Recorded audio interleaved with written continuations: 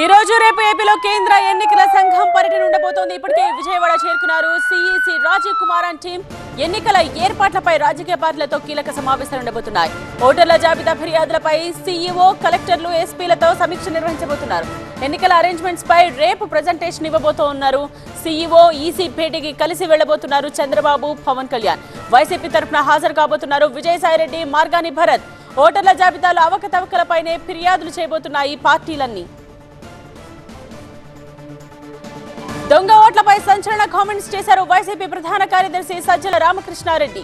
టీడీపీఏ దొంగ ఓట్లు నమోదు చేస్తూ మళ్లీ వాళ్లే ఫిర్యాదులు చేస్తున్నారని ఆరోపించారు. తెలుగుదేశం చేస్తున్న నిర్వాకాన్ని ఆధారాలతో సహా నిరూపిస్తూ ఈసీకి ఇచ్చామంటున్నారు సజ్జల.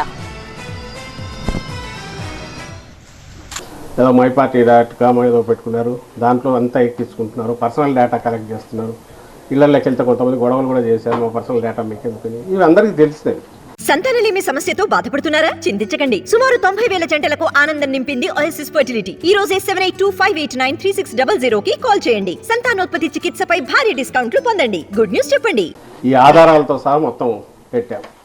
అలాగే వాళ్ళ సంబడి ఎవరిను అపాయింట్ చేసుకుంటే అతను లక్షలు అంటే ఆల్మోస్ట్ దాన్ని ఏమంటారు, ఎలక్ట్రల్ రోల్స్ కంప్లీట్గా ఇచ్చినట్టు ఇచ్చారు. ఇవన్నీ బోగస్ ఓట్లని.